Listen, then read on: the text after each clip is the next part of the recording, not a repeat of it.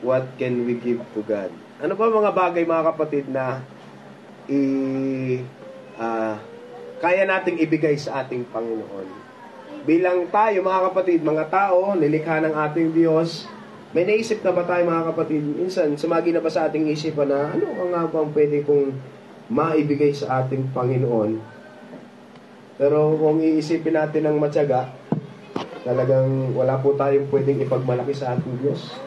Amen. Wala tayong kayang ibigay kasi ang Diyos, sabi nga ng kanta ni paring Daniel Padilla, nasa Kanya na po ang lahat. Nasa ating Panginoon na po ang lahat. Siya po yung nagmamayari ng lahat ng bagay sa mundo.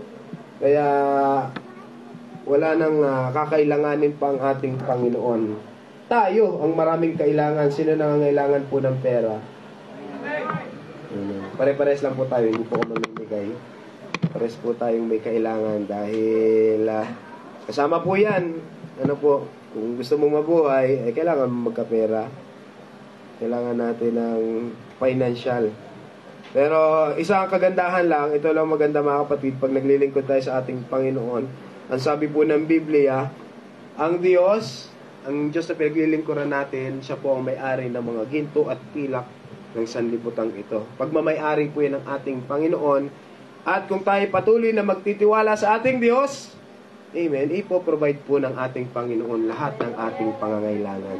Sino makakapagpapatunay, mga kapatid, na ipinoprovide ng ating Panginoon lahat ng ating pangangailangan? Amen?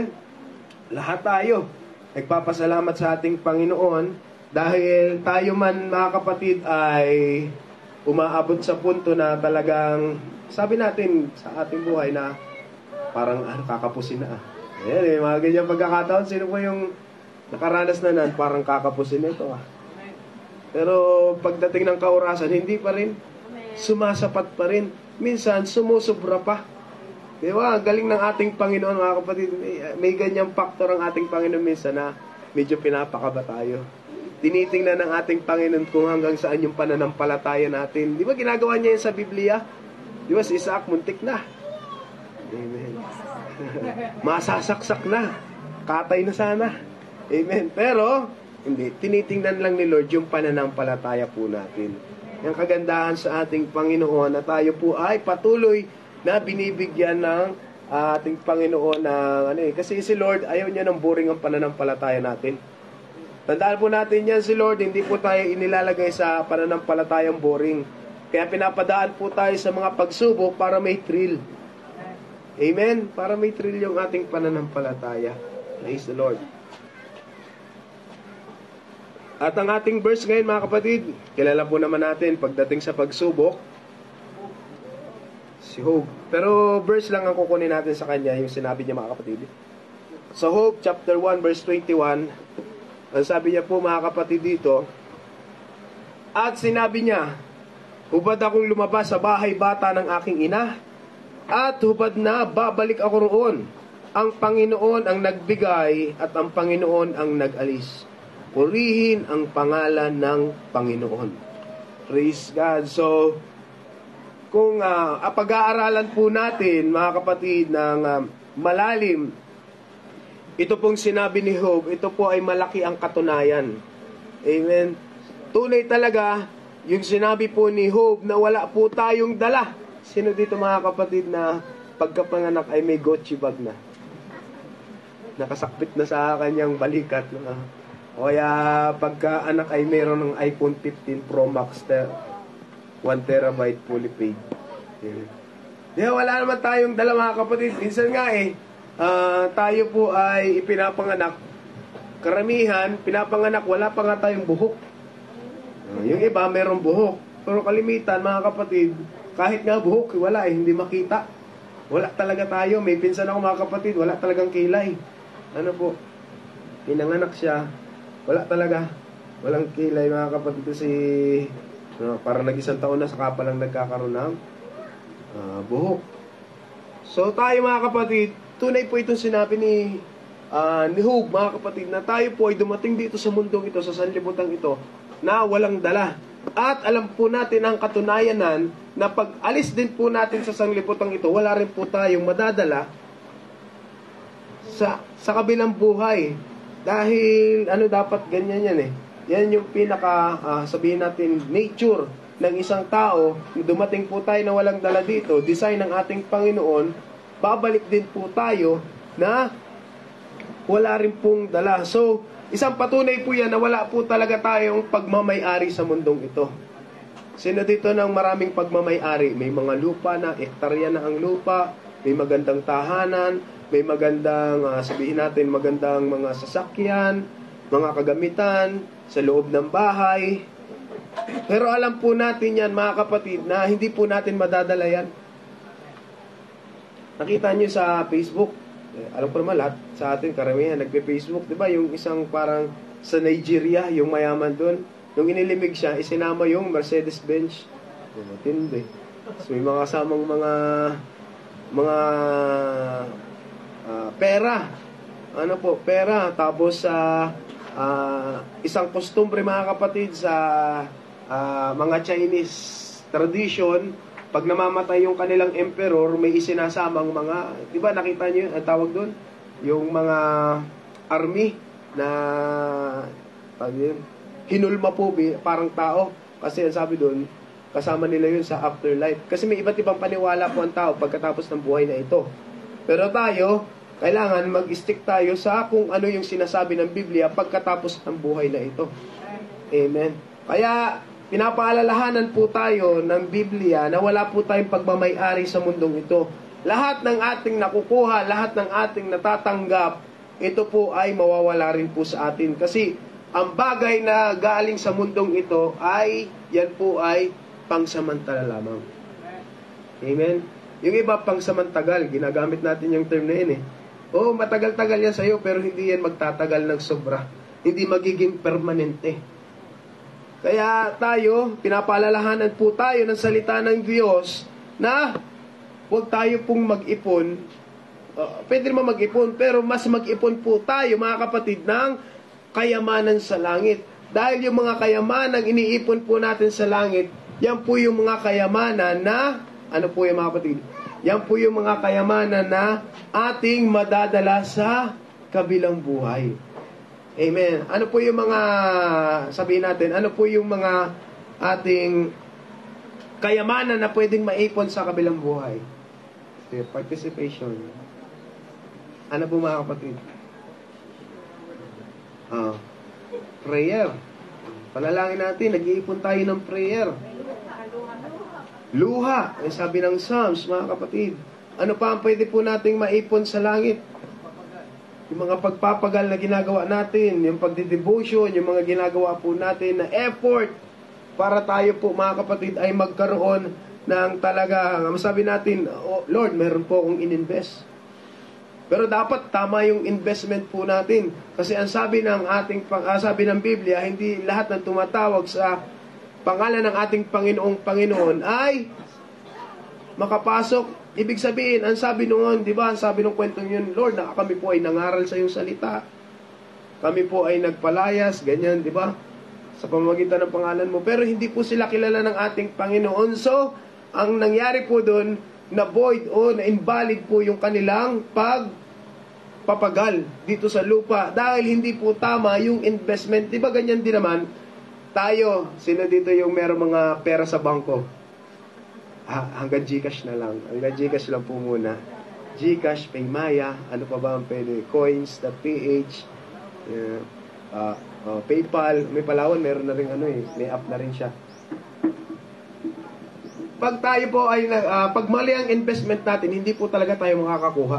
Halimbawa, nagpasok tayo ng pera sa Paymaya, tapos kung nagka-cash out tayo sa GCash, wala ka pong makukuha nun, mga kapatid. Kahit anong pilit mo magalit ka sa customer service, wala ka pong makukuha. Ganon din po sa pananampalataya. Dapat po yung pananampalataya na meron tayo, maitama po natin yan.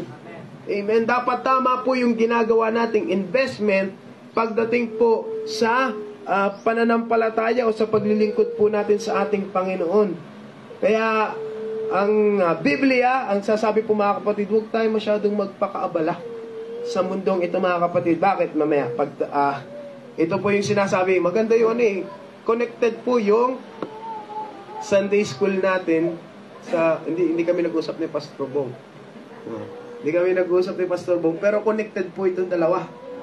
Namanghanga ako sa ating Panginoon kanina. Talagang, anong title po ng ating Sunday school? Pakitagalog na. Walang kabuluhan. So, yun po yung tema ng mga ngaral, walang kabuluhan. Yung mga kapatid, walang kabuluhan, lahat ng bagay. Ang sabi ng mga ngaral, wala na ring halaga sa akin ang lahat ng pinagpaguran ko sa mundong ito sapagkat ito'y maiiwan lamang sa susunod sa akin.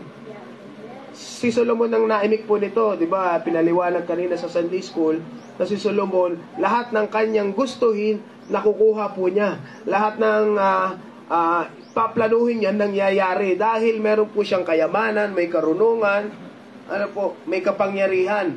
Yan po, meron si Solomon. Pero ang sinabi ni Solomon ay walang halaga ang lahat ng yan. Lahat ng nagain niya, nakatalinuhan niya, lahat mga kapatid, ng meron siya, yung power, kayamanan na meron siya, ay walang halaga. Bakit? Kasi malilipat lang sa kasunod. Mamanahin lang ng anak. Sino dito may mga mamanahin, mga 1 milyon, 2 milyon? Mga asyenda, may kilala mga kapatid, mamanahin yung pagiging asindero. Pagtitinda ng asin. Asindero, yun yung mamanahin niyang kabuhayan. Asindero. Pero sa atin mga kapatid, si Solomon po may sabi nan, walang halaga sa akin ang lahat ng pinagpaguran ko. Naisip-isip niya kasi yung mga ngaral, matanda na po siya dito nung isinulat niya yung mga ngaral. Sabi niya, pinagpaguran ko sapagkat lahat ay may iwan lang sa susunod sa akin. At sino ang nakakatiyak kung siya'y marunong umangmang? Gayunman siya pa rin ang magmamana sa lahat ng mga pinagpaguran ko at ginamitan ng karunungan sa mundong ito. Ito'y may walang kabuluhan. Vanities. Ano po? Ang sabi dito, si Solomon, ang sabi ng Biblia, siya po yung pinakamatalinong tao. Pero siya ay may pagdududa sa kasunod niya. Ano po? Yung pagdududa, baka mangmang yung kasunod ko. O, baka hindi marunong yung kasunod ko. Ang sabi po niya. Pero, all in all, wala siyang no choice. Kapatid, walang choice. Wala nang no choice. Lahat ng pinagpaguran niya, papasok pa rin dun sa kasunod niya. And ayaw man niya, gustuhin man niya. Kilala niyo po si Jackie Chan? Si Jackie Chan, ayaw niyang ipamana yung kanyang kayamanan sa kanyang anak. Yun po yung, kasi si Jackie Chan, pinagpaguran niya yun. Kilala niyo si Shaquille O'Neal sa Lakers. Ayaw mo, mga basketballista dito. Si Shaquille O'Neal, meron siyang requirements para ma-inherit po ng kanyang mga anak yung kayamanan ni Shaquille O'Neal. Kailangan meron silang 3 bachelor degree. Ayun. Kaya para maging wise po sila. At sabi po sa 20, kaya nga nangihinayang ako pagkat ako ay nagpakapagod ng husto sa mundong ito. Sino dito yung laging nagpapakapagod? Mga workaholic. Yan. Yari kayo dito kay Solomon. Amen. Kaya mahirap yung pagiging workaholic. Ano po yun? Yung workaholic, kaya may holic sa huli, addict yun. Amen. Hindi mo lang alam.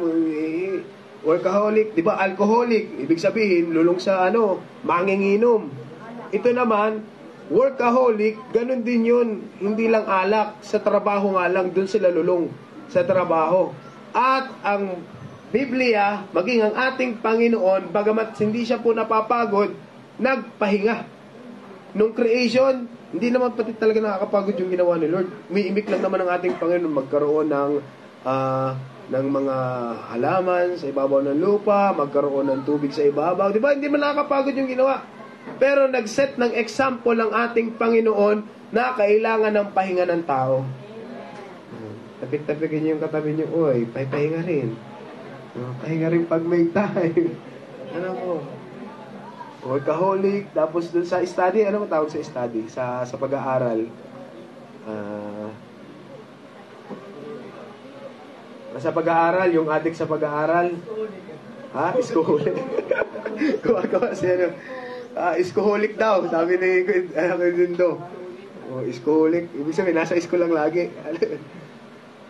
Iskoholic, study holic. Aba, lahat na. Basta may hulik sa huli. Ano po?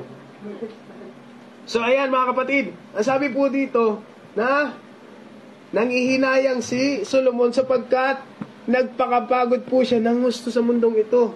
Kita naman natin yung kung alam natin yung istorya ni Solomon, siya po ay laging dinadayo ng mga tao. Nakikinig po sa kanyang wisdom, sa kanyang karunungan. 'Di ba yung Utopian, yung taga Queen of Sheba sa ang history sa Ethiopia po yun galing. Queen of Sheba, pumupunta sila doon, anong ginagawa? Makikinig lang sa karunungan ni Solomon. Ibig sabihin, lagi po siyang merong, ang sabi natin doon, may pa-conference, may pa-session, ano ba tawag pa dyan? May pa-seminar, parang may ganun mga kapatid si Solomon. So, pagod din. Kasi yung mga pupunta sa kanya, hindi man uso yung mga pa-registration, pero yung mga pupunta po sa kanya, may mga dala po yung mga ginto, mga gifts, may mga regalo mga kapatid kay Solomon. So kaya nagkaroon siya ng malaking kayamanan dahil sa karunungan na meron po si Solomon. Pero lahat ng yan, nakakapagod daw. Kasi yun, napagod po siya ng gusto. Sino dito yung napapagod na sa buhay? Gusto niya na magpahinga? Ano bang klaseng pahinga ang gusto niyo? RIP, rest in peace. Mahirap po yun. Dito malapit na po ang rest in peace, November 1. Lahat ng pinagpaguran ng taong pinamuhunan niya ng karunungan, kaalaman at kakayahan, ngunit pagdating ng araw ay iba ang magpapakasaya.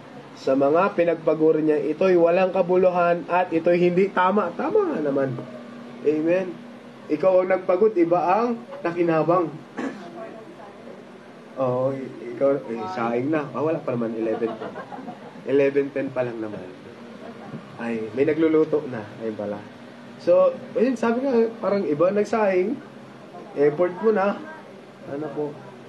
Ikaw nagluto ng ulam. Ikaw nagluto ng ulam. Pagkahugas mo ng kamay, pagdating mo doon sa hapagkainan, wala ka nang natira sa'yo. Nakakasama ng loob. Si Jayan, pagkatapos maligo, doon sa youth conference mo, sa youth conference mo namin, nagluto siya, lahat, buntik na maubusan. Pagkain, lumigo pa eh. Buntik na maubusan. O diba, sabi po dito ni Solomon, walang kabuluhan at ito'y hindi tama. Amen. Kaya, kung magtatrabaho tayo, yung sakto lang. Huwag nating babaldahin yung ating sarili, huwag nating papagurin. Amen. At yan din po yung pwedeng maging hadlang sa pagpunta po natin sa gawain. Kasi, dadahilan natin, pagod na Lord, pagod na po ako eh. Ang dami ko pong ginawa, antok na po ako. Baka tuluyan ka na ni Lord, gusto mong pahinga ha? O sige, pagpahingahin na kita. 22, nagpapakapagod at nagpapakahirap ng gusto sa mundong ito ang isang tao. Ngunit para saan ba ang pagpapagod na ito? Ayan. Wala po yan sa matalinong tao ha. Nagpapagod at nagpapakahirap ng gusto sa mundong ito ang isang tao. Ngunit para saan ba ang pagpapagod na ito? Amen. Kung tayong tatanungin mga kapatid, para saan ba yung mga ginagawa po natin? Sabihin natin, para sa future, para sa aking pamilya. Pero worth it ba mga kapatid na masisira na yung iyong kalusugan para sa iyong pamilya? O masisira na mga kapatid yung time mo sa ating Panginoon para sa mga bagay na yan? Worth it ba yun mga kapatid sa tingin niyo po? Ayaw nyo kuminig. Sige, hindi na ako sa tatanong. Amen. Sabi sa 23, anong gawin ng tao eh? Ano bang gawin ng tao ay nagdudulot sa kanya ng balisa at hinanakit? Sino ditong ayaw na sa trabaho niya? Sino yung ayaw na mag-school? Bawal yan. Sige, Larry. Diretso lang, laban lang. Amen. Kahit ako, ayaw ko rin nun eh. Gusto ko mag-basketball. May mga gabi pang hindi siya makatulog sa pag-iisip. Ito man ay walang kabuluhan. Amen. So, puro walang kabuluhan, ano? Kasi ito yung tema ng ng mga ngaral, walang kabuluhan. Vanity of vanities. So, lahat po mga kapatid, maging si Solomon, sinabi po dito na lahat ng mga ito, lahat ng kapaguran na ito ay wala ring kabuluhan. Lahat ng ginagawa nating kapaguran, mga kapatid, iba ang nakikinabang sa ating mga ginagawa. At ito pa yung masakit po dyan. Tayo ang nagpagod, tapos iba ang nagpakasasa, at talagang nagpakasasa lang. Diba may ganyan po mga kapatid, talagang tayo yung, sabihin natin talagang nagpursige po tayo ng gusto, sa mga magulang, mapatapos lang yung ating mga anak, talagang mabigyan lang natin sila ng magandang buhay. Pero pagdating mga kapatid, nung sila na yung tumatanggap, pahaya-hayahay na. Wala na mga kapatid, wala yung pagiging seryoso. Hindi nila nakuha mga kapatid yung damdamin natin na magpursige rin para makabawi man lang ba. Moral na pagkabawi o kahit papaano may maibalik po tayo sa magulang natin na aruga po talagang iginapang po tayo. Di ba masakit po yun sa magulang na binabaliwala lang ng kanyang mga anak ang kanyang mga paghihirap. Di ba yung iba pumupunta pa sa ibang bansa, hihiwalay sa kanilang pamilya para mabigyan lang ng magandang future yung kanilang pamilya. Pero anong ginagawa ng mga kaanak na inaiwan dito sa Pilipinas? Di ba nakikita po natin yan, yung mga OFW, nakita natin yung mga post nila. Yung OFW, pag New Year, mag-isang kumakain. Tapos yung nasa Pilipinas, nagkakasiya. Amen. Talagang tuwan-tuwa, may pa-party pa. Tapos yung nasa ibang bansa, nagkain ng kanton. Yun lang ang kakain niya, kanton. Tapos may mainit na kape. Tapos yung dito, talaga may pa-soft drinks pa, may pa-post pa, nakapagpunta na ng Tagaytay. Yung nagbigay ng pera, hindi makapunta ng Tagaytay. Kasi na doon sa ibang bansa, nagsusulo. Di ba, napakahirap po.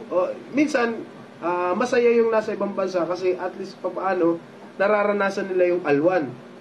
Pero iba pa rin mga kapatid, pag sa ating Panginoon, mas maganda yung kasama nating nag-i-enjoy ang ating Panginoon sa pagpapalang ibinibigay sa atin ng ating Panginoon. Kaya iba pa rin mga kapatid, mahirap yung iba yung nakikinabang, hindi natin napapasalamatan ng lubos yung ating Panginoon. Pero ito yung kagandahan mga kapatid. Kung yung pagpapagal na ginagawa po natin dito sa mundo, ay ginagawa po natin sa kaharian po ng ating Panginoon. Yung kasigasigan natin sa pagtatrabaho ay ibinabalik po natin o sabihin natin kino-convert po natin papunta sa gawa sa kaharian po ng ating Panginoon. Di ba parang mas maganda po yun mga kapatid, na yung kasigasigan mo ay i-convert po natin sa kasigasigan sa paggawa sa kaharian po ng ating Panginoon. Hindi naman pinagbabawal ng Biblia na magtrabaho ka. Ang gusto lang ng ating Panginoon, balansihin po natin.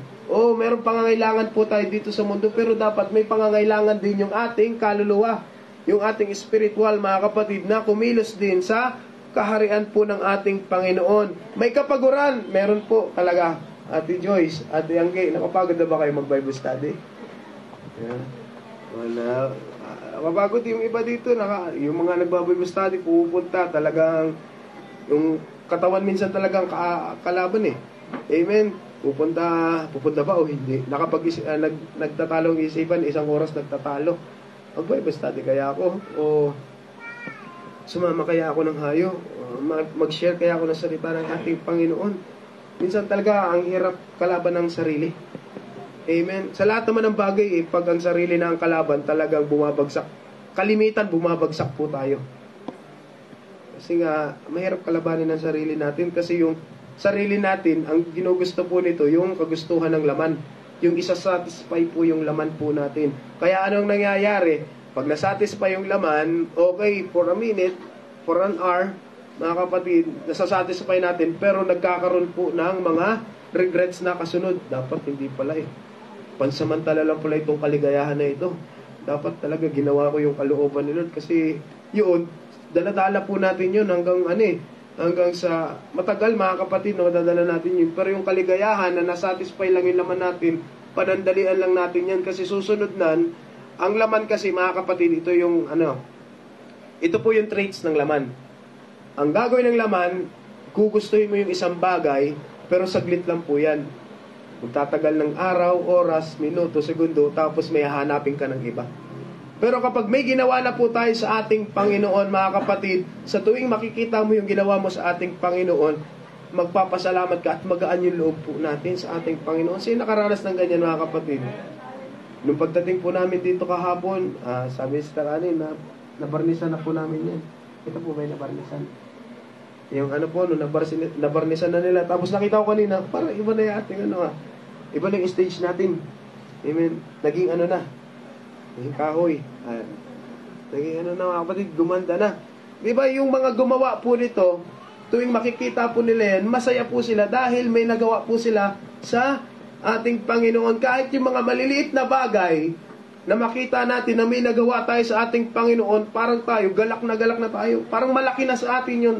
Amen. Dahil alam natin na wala po tayong material na bagay na pwedeng ibigay sa ating Panginoon. Ibalik pagpapasalamat para sa buhay, kalakasan, yung ating health, mga kapatid. Kaya yung mga simpleng bagay na ginagawa natin sa ating Panginoon, nagpapasalamat na tayo dyan. Dahil alam natin sa puso natin, mga kapatid, may isang parte ng pagkatao natin na natutuwa. Sino yung ganyan, mga kapatid, na pag may ginawa sila sa loob ng kaharian o ng church, mga kapatid, may nagsilbi po sila, may mga ginawa po sila, mga kapatid, may isang parte niya na natutuwa. Kasi ko din to, alam ko yun, yung pagbibigay sa amin ng tubig na pinatutuwa niya, kahit pinaulit-ulit eh. Hindi ka naman binulungan niya si Kuya dito. Dagdagan mo ng tinapay. Meron na, di ba? Yung dati tubig, nakikita niya naman may tubig. May tinapay na. Amen. Kagalakan po ni Kuya Dindo. Amen. Sa atin, mga simpleng bagay, kagalakan po natin yan. Kasi nakikita po natin na meron po tayong, kumbaga naiambag sa kaharian po ng ating Panginoon. Kaya yung mga bagay, mga kapatid, may kapaguran man minsan, may mga sinasacrifice man tayo, pero nagiging worth, mga kapatid, lahat ng mga bagay na yan dahil alam natin na ibinibigay po natin yan sa ating Panginoon. At kapag may binigay po tayo sa ating Panginoon, hindi po yan makalagpas sa harapan po ng ating Diyos, mga kapatid. Kasi ang sabi ng Corinthians, mga kapatid, pakibasa nga ba, mga kapatid? Sabay-sabay class, sabay-sabay po tayo. Kaya nga, mga mahal ito, magpapakatag kayo magpapasipin siya ng palagi sa Panginoon. Dahil hindi masasayang ang inyong pagpapagal. Amen. Praise the Lord. Hindi po masasayang ang ating pagpapagal na ginagawa po natin sa ating Panginoon. Tandaan po natin yan, mga kapatid. Lahat ng ginagawa natin sa ating Panginoon, nakikita man yan ng mga kapatiran o hindi, nakikita po lahat yan ng ating Diyos. At si Lord po ang magre-reward po sa atinan. Amen? Kaya di ba sabi ng Biblia, huwag mo nagsabihin dun sa kanan, yung sa kaliwa mo, yung ginawa ng yung kanan. Amen? Ibig sabihin, pag gumagawa po tayo sa ating Panginoon, make it sure na ginagawa mo yun sa ating Panginoon, hindi para i-impress ang tao, kundi talagang i-impress ang ating Panginoon. Lord, ito lang yung kaya kong gawin. Matuwa ka, Lord, sana dito sa aking alay, sa aking i-offer na ito. Ang ating Panginoon, hindi yan natingin, mga kapatid, sa amount o sa value ng ibinibigay mo sa Kanya. Ang gusto lang ng ating Panginoon, magkaroon tayo ng puso na katulad niya, mga kapatid. Ang ating Panginoon, wala siyang pakundangan na ibinigay niya ang Kanyang bugtong na anak, kaya nagkaroon po tayo ng kaligtasan. Ganon din po sana tayo, mga kapatid, na hindi na po natin pag-isipan ng ating Panginoon na ibigay yung mga bagay na nararapat naman na para sa Kanya. Amen. Dahil lahat po ng ginagawa nating pagpapagal, lahat ng pagod, amen, na nararamdaman natin kapag gumagawa po tayo sa harapan po, sa kaharian ng ating Panginoon, lahat ng ito ay, hallelujah, binabalik ng ating Panginoon. At, alam niyo, mga kapatid, daig pa ni Lord yung Bombay. Kung ang Bombay 5-6, mga kapatid, utang yun. Pero ang ating Panginoon, kapag may binigay ka, ang sabi ng Biblia, siksik liglig at umaapaw ang ibibigay sa atin ng ating Panginoon. Hindi lang ibinigay mo, papantayin lang. Hindi mga kapatid, ang ating Panginoon talagang pag-uumapawin po lahat ng binibigay po natin sa ating Panginoon. Kaya nakakasigurado po tayo na lahat ng ginagawa po sa natin sa ating Panginoon, ibabalik po yan ng ating Diyos mga kapatid. Praise God. Kaya isa pa sa malaking pasalamat po natin, amen, sa ating Panginoon. Alam mo mga kapatid, yung isang pinakamalaking pasalamat natin sa ating Diyos, yung binigyan po tayo ng kaligtasan ng ating Panginoon. Kasi mga kapatid, nagpapasalamat na binigyan sila ng chance, mga kapatid, na maligtas. Amen. Ma-obtain yung kaligtasan na ino-offer ng ating Panginoon. Maraming dahilan, mga kapatid, para hindi tayo piliin ng ating Panginoon. Isip nga kayo. Kasi marami. Kaya mag-isip. Ano yung mga bagay na pwedeng maging ground para hindi tayo piliin ng ating Panginoon? Ha? Ano? Makasalanang nilalang. Ano pa mga kapatid? Chismosa. Marites. Ano? Pasaway. Ano pa? Ano po? Hindi nagpe-pray. Unfaithful. Ano pa? Tamad. Ano pa po? Si Ate Dano may sinasabi. Ano? Nalilimutan mag-pray pag kumain. Ano ba mga kapatid? Ano ba? Marami tayong dahilan, marami pong dahilan ng ating Panginoon para hindi tayo piliin ni Lord. Sino ba dito ang kapili-pili sa harapan ng ating Panginoon? Minarinig ako kagabi. Habang nag-i-scroll ako mga kapatid, sabi doon, di ba kilala niyo yung si Magdalena? Yung babatuhin po siya. Ang may karapatan lang talaga doon bumato ay ang ating Panginoon, pero hindi niya po yun ginawa. Kasi tiningnan pa rin ng ating Panginoon yung taong yun mga kapatid sa pamamagitan ng pag-ibig. Kasi lahat po, bagamat tayo ay nagkasala, binibigyan pa rin po tayo ng pagkakataon po ng ating Panginoon. At tandaan po natin yan, hindi ibig sabihin mga kapatid na tayo po isang mananampalataya na hindi po tayo nagkakasala. Oo, nagkakasala pa rin po tayo. Aminado po tayong lahat na kahit tayo ay kinikilala natin ang ating Panginoong Hesus na siya ang ating Panginoon ng ating buhay, pero may mga pagkakataon madalas na tayo po ay nagkakasala pa rin sa ating Panginoon. Pero ito ang kagandahan. Marami mang dahilan ng ating Panginoon para hindi po tayo piliin, ngunit ang ating Panginoon ay hindi rin nauubusan ng dahilan para hindi ka piliin. Amen. Di ba? Di ba sabi ng kanta paborito rin sa mga kanta kasi OG to 1,000 times I failed, still your mercy remains.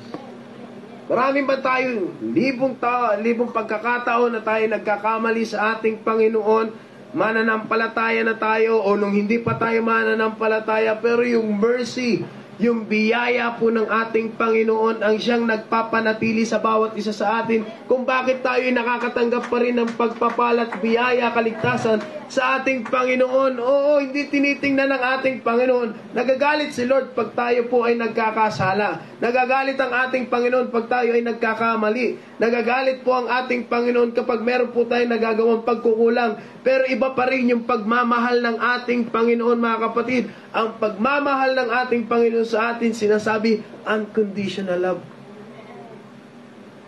Oh, lagi nating nasasaktan. Sino yung lagi nasasaktan? Si Lord. Aminado kayo sa iyo yung sarili. Lagi nyo nasasaktan ang ating Panginoon. Lagi natin nasasaktan ang damdamin ng ating Panginoon. Pero sa tuwing lalapit tayo sa ating Diyos, nararamdaman pa rin natin yung presensya ng Diyos. Amen. Still, nararamdaman pa rin natin yung pag-ibig ng ating Panginoon. Most of the times, hindi tayo nagiging faithful. Sino aminado dyan? Hindi tayo nagiging faithful sa ating Panginoon. Most of the times, nagiging pasaway po tayo sa ating Panginoon. Amen. Huwag na tayo magmalinis. Lahat po tayo nagiging pasaway kay Lord. Most of the times, hindi po natin inuuna si Lord sa ating buhay. Kaya minsan, absent tayo sa mga gawain. Absent tayo sa personal time natin sa ating Panginoon. Sino may mga personal time kay Lord? Minsan absent din tayo eh. Personal time na natin kay Lord, absent pa. Wala, hindi na nga pupunta sa church eh. Doon na lang sa oras na tagpuan niya ng ating Panginoon, nawawala pa tayo minsan. Minsan, tinatangali ng gising. Minsan, nagiging busy. Kaya yung personal time natin kay Lord, nawawala, absent din tayo. Talaga pala, absent talaga, no? But every time na lumalapit tayo sa ating Panginoon, bukas ang palad niya para tayo ay tanggapin. Kaya po, napakabuti po ng ating Panginoon, mga kapatid. Kaya ano po yung rason natin para tayo ay hindi sumunod sa ating Panginoon?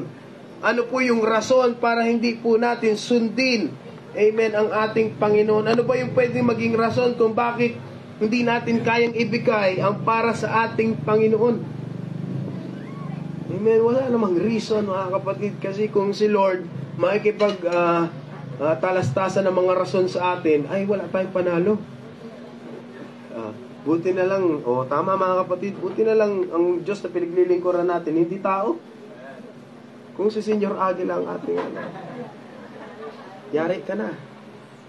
Amen, kasi tao lang yun eh. Amen, may limitasyon ang kanyang pag-iisip. Hindi niya nakikita yung inaharap at hindi niya nakikita ang ating damdamin. Pero salamat dahil ang ating Panginoon na pinaglilingkuran ay siyang tunay na Diyos. Nakikita niya po yung intent ng puso po natin. Nakikita niya po, mga kapatid, yung tunay na damdamin po natin.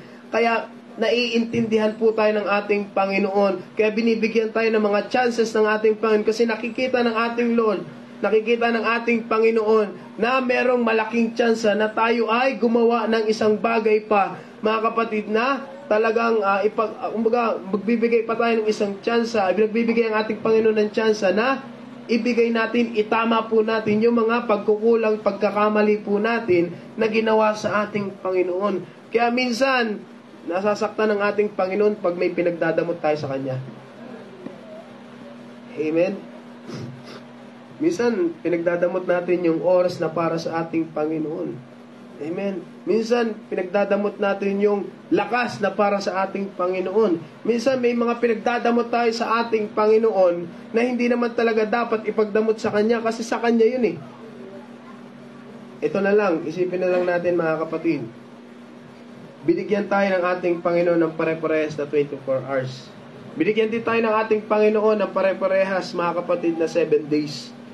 Pero ilan yung percent, mga kapatid, na ibinibigay natin sa ating Panginoon? Di ba ang hinihingi lang ng ating Panginoon ay linggo?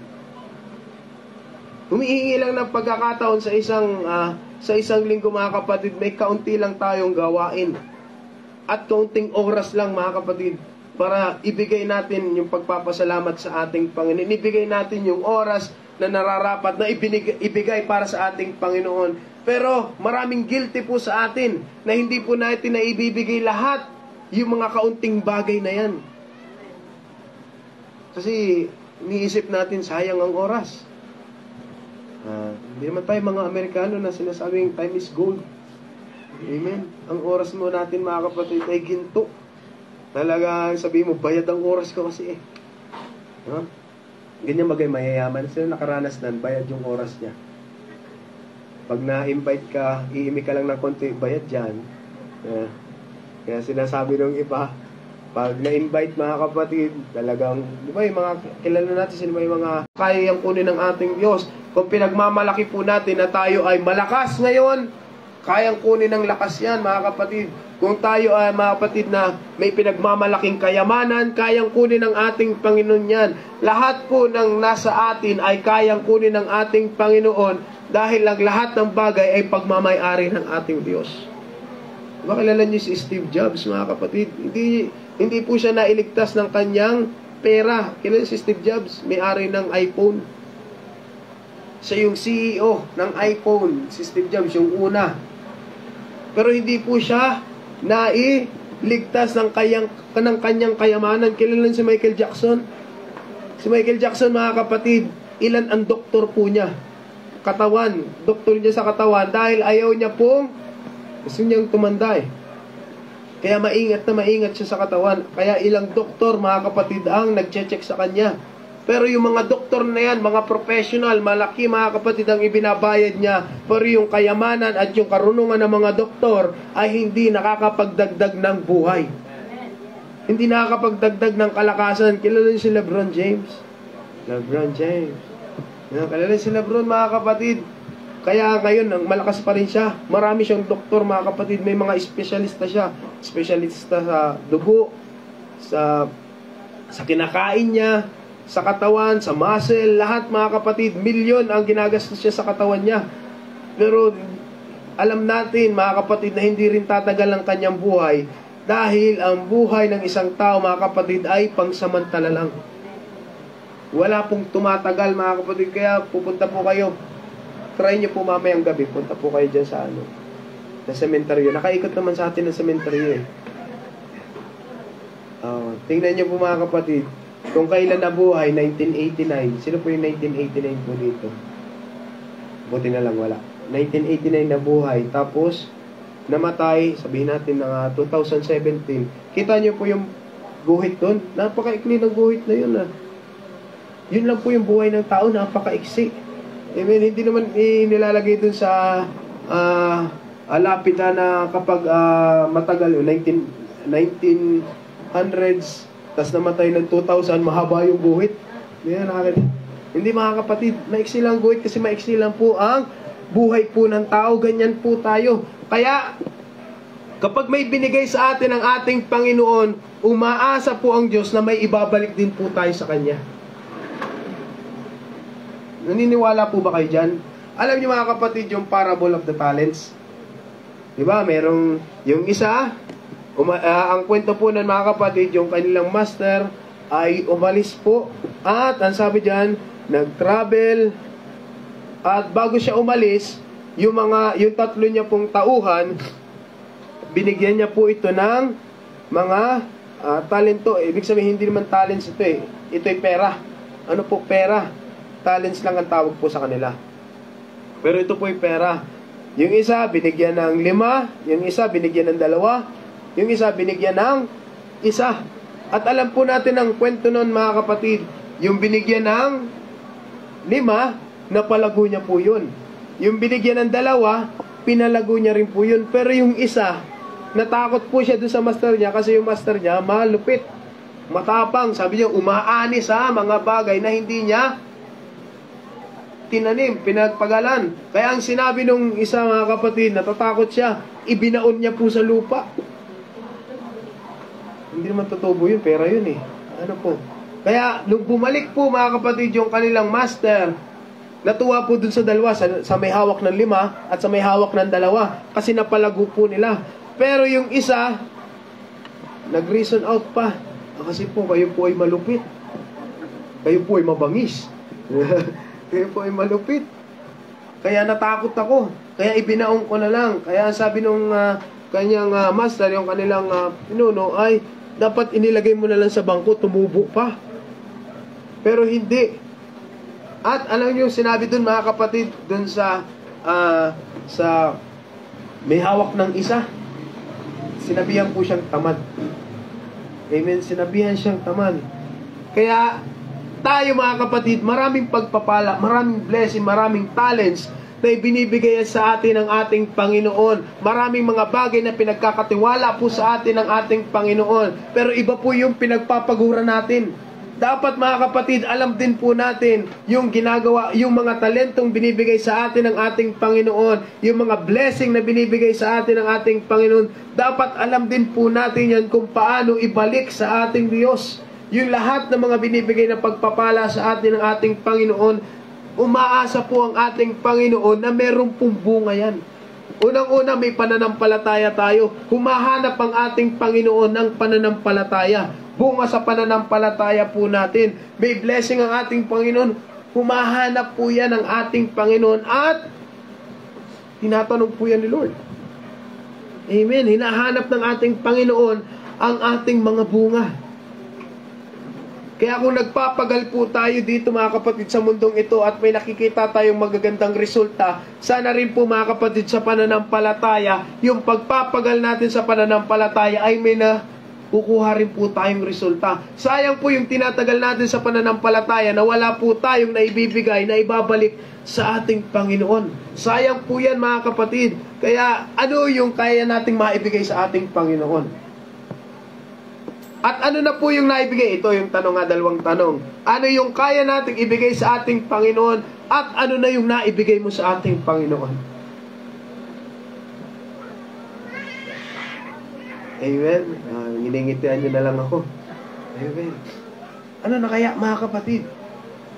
Naibigay mo na ba yung buong buhay mo sa ating Panginoon? O medyo down payment muna? Medyo kauntian lang po, Lord, ha? Medyo hindi pa ako handa. Hindi ka pa handa. Ilang taong ka na sa pananampalataya, hindi ka pa rin handa. Amen. Dapat tayo, mga kapatid, nung una po tayong ibinigay na natin, nagpabautismo na, nampalataya tayo sa ating Panginoon, at ibinigay na natin ang lahat. Para ngayon, lumalago na dapat po tayo. May investment na po sana tayo. Malaki na po sana yung natatanggap natin sa ating Panginoon. Pero dahil mayroong pag-alinlangan sa ating pananampalataya, hanggang ngayon, maliit pa rin yung natatanggap natin sa ating Panginoon. Bakit? Kasi hindi natin ibinigay ang buhay po natin sa ating Diyos. Tandaan po natin na pagpapala hindi laging kayamanan. Ang pagpapala, mga kapatid, ang sabi nga ni Pastor Edwin Pellegrino, material blessing is a cheap blessing. Cheap lang yan. Amen. Mayroon pang mas mahalagang pagpapala, may mas mahalaga pang blessing kaysa sa pera, kasi ang tao nakatingin sa pera. Akala ko ba mananampalataya ka? Ba't naghihirap ka pa rin? Di ba yung natin? Kaya sabi ni Nanay Luning, natutuwa ko nung sinabi ni Nanay Luning pinipiloso po si Nanay Luning. Sabi kay Nanay Luning, kaya sa pananampalataya, kaya naghihirap ka eh. Dahil sa pananampalataya mo. Sabi ni Nanay Luning, bakit nung hindi pa ako mananampalataya, hindi naman tayo mayaman Di ba? Kasi sinisisi nila minsan yung pananampalataya, kaya naghihirap ang isang tao. Ang hindi nila alam, hindi naman talaga mayaman eh. Pero isang maganda, mga kapatid, isang patunay, mga kapatid, hindi man nila makita yung financial, pero sa spiritual, mga kapatid, doon naman tayo pinagyayaman ng ating Panginoon, pinagyaman tayo sa karunungan, pinagyaman tayo, mga kapatid, sa pagkakilala sa ating Panginoon. Marami silang bagay na hindi nila alam patungkol sa ating Diyos, pero sa atin, napakadali lang po ng mga bagay na unawain. Diba, meron silang paghihirap, unawain ang pagka-Diyos, pero pagdating sa atin, paliwanagan lang tayo ng konti. Napakadali lang pala. Talagang iisa lang pala ang Diyos. Talagang siya pala yung makapangyarihan, pero sa kanila hindi. Kailangan ng mga logical, kailangan ng blackboard, mga kapatid, may mga equation pa para maipaliwanag mo sa kanya yung tatlo iisa. Hindi nga isa yan. Diba? Pero pagdating, mga kapatid, sa atin, nauunawaan natin, may isa lang talagang Diyos na kaya nating, may isang lang Diyos na nagbibigay ng kaligtasan po sa atin. At sa atin ay napakadali lang po nan. Pinagyaman tayo ng karunungan patungkol po sa makalangit na bagay. Amen. Kaya hinahanap kasi ng iba, sabi ng Biblia, sabi ng Santiago ba yan, mga kapatid, na akala ng iba, ang relihiyon ay pagpapayaman lamang. Kung ang relihiyon ay pagpapayaman lamang, relihiyon lang po talaga yan. Pero kung yung samahang ito, yung relihiyon na ginagawa natin, ay merong relasyon sa ating Panginoon, tunay, mga kapatid, na relasyon po yan, mga kapatid. Daan-daan po natin, hallelujah, na hindi po relihiyon ang magpapaligtas po sa atin.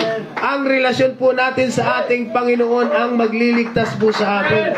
Amen. Kasi wala namang nabanggit sa Biblia na merong isang relihiyon na magliligtas. Nabanggit, mga kapatid, relasyon, pagkakilala sa ating Panginoon. Yun po yung magliligtas po sa atin. Kasi, oo, mareliyoso tayo. Pero hindi naman tayo gumagawa sa kalooban ng ating Panginoon. Wala ka rin. Isa lang po tayo sasabihin na mamit natin ang ating Panginoon, mga kapatid, na nanampalataya po ako. Pero pagdating sa langit, hindi rin pala tayo kilala ni Lord. Amen. Kaya salamat sa ating Panginoon, mga kapatid. Ano yung kaya nating ibigay sa ating Panginoon? Ibigay natin yung buhay natin. Yan sinasabi ng Roma, mga kapatid, na ibigay natin, ito yung buhay natin, ito po yung buhay, na ito po yung alay natin sa ating Panginoon. Ang sabi ng English, reasonable service. Ito po yung paglilingkod po natin sa ating Panginoon, na ibigay po natin ang buong buhay po natin sa ating Panginoon. At isang bagay na nakakasigurado tayo, hindi sisirain ni Lord yung buhay natin. Kasi ang dala ng ating Panginoon ay magandang buhay. Amen. Mapagpalang buhay, yan po yung ino-offer sa atin ng ating Panginoon.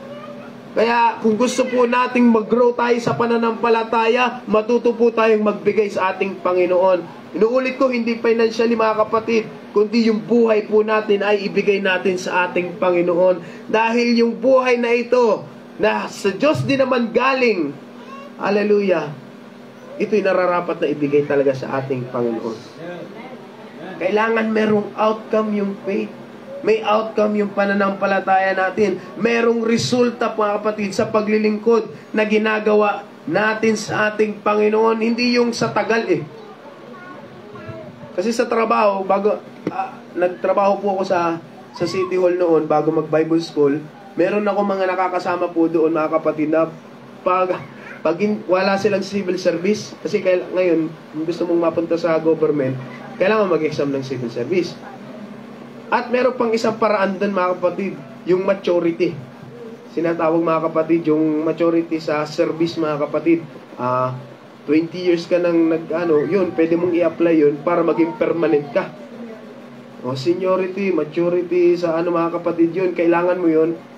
Kaso bubunuin mo, 20 taon, 15 taon, para ilang taon ka na nun, mga kapatid, bago ka ma-permanent.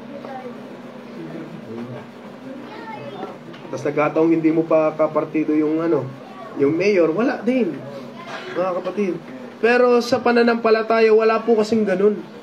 Hindi porket matanda na tayo, ay hindi na tayo magbibigay, mga kapatid, ng resulta sa ating Panginoon. Ang ating paglilingkod, ang ating ginagawang pagsamba, yung ating pananampalataya, nahingi yan ng ating Panginoon ng isang bunga.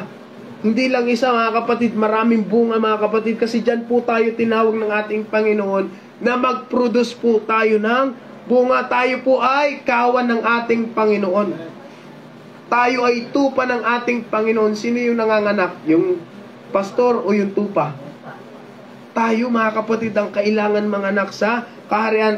Ibig sabihin manganak, hindi baka kasi literal yung manganak Nahirapan ako, pag akong manganak, mamamayat ako, sayang yun. Sayang yung aking inipon na muscles. Yeah.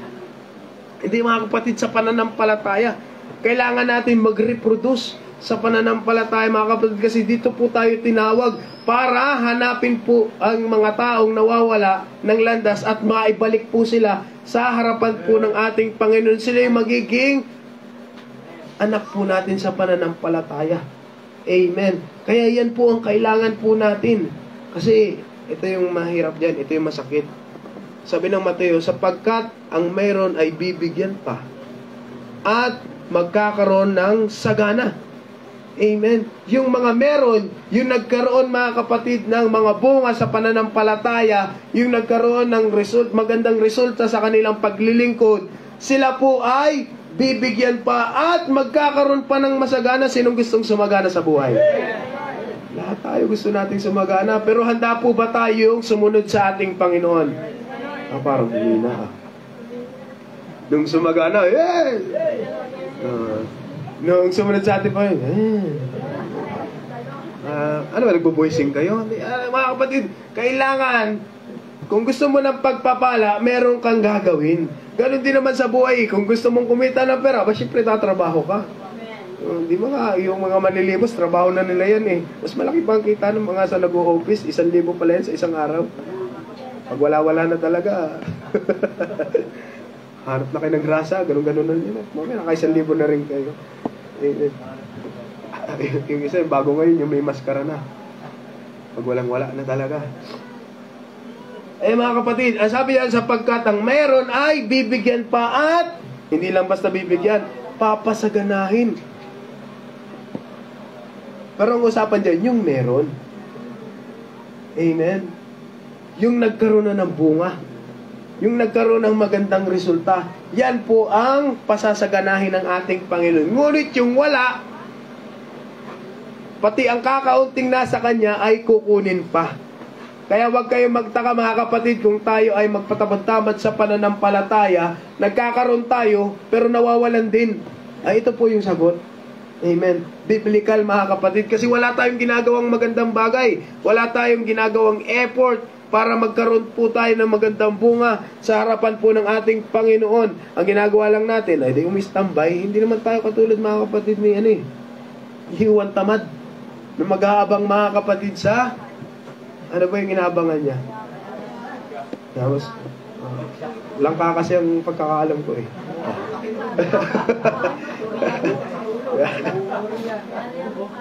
Ay, hindi pala langka yun. Nabago na pala. Bayabas na pala. Hirap na, nakangakapas langka yung naantay mo. Yari ka. Hindi, sabi po dito mga kapatid, yung merong kakaunti, kasi nasa isip ng ating Panginoon, binigyan na nga kita. Pauna mo na yan. Tapos hindi mo ginagamit. Nagagawin ko dyan. Ilalagay ko na lang dun sa mas productive na mananampalataya. Kaya, sino yung gusto maging productive na mananampalataya? Umina na naman. Sino po yung gustong maging productive na mananampalataya? Na meron pa silang laging ihaharap sa ating Panginoon. Lagi silang may iyahain sa ating Panginoon. Lord, ito na po yung inahabilin mo sa akin na parami ko po. Meron po tayong good report mga kapatid. So, kung gusto nating lumago mga kapatid, let's give God what is rightfully His. Ibigay natin sa ating Panginoon yung talaga namang para sa Kanya. Amen. Kasi minsan, inaano pa natin ating Panginoon. Kinukupit-kupitan pa natin sa ating Panginoon. Kinukupit-kupitan pa natin ang oras. 5 minuto na nga lang prayer mo, ginawa mo pang 4. Amen. Papasting ka na nga lang, 2 minutes na nga lang, nagmerienda ka pa. Oh. Overnight na, tumulog ka pa. Huwag natin kupitan ng ating Panginoon mga kapatid. Amen. Preaching na nga lang, ilang oras na nga, 1 oras na magpipreach, kukupitan mo pa ng tulog. Kupitan mo pa ng iglip mga kapatid. Hindi nakakahiya naman sa ating Panginoon mga kapatid. Mamaya pagkagising mo nag-aapoy na yung paligid. Mahirap na po yan. Ito yung isa, yung pinost po ni Liston King kagabi. Don't forget that we are ultimately judged by what we give, not by what we get. Naintindihan niyo mga kapatid? Amen. Ang ating Panginoon, hallelujah, judge tayo nun. So kung ano yung ibinibigay natin sa ating Diyos. Kasi yung ating Panginoon, given na yan, magbibigay talaga yan sa ating Panginoon. Pero ano yung ibibigay naman natin sa ating Diyos? Amen. Ito yung malaking katanungan sa maraming mananampalataya. Ano yung kaya kong ibigay sa ating Panginoon? Amen. Ano yung kaya nating ibigay sa ating Panginoon? Ano yung pwede nating maibigay sa ating Panginoon? Kasi ang ating Diyos,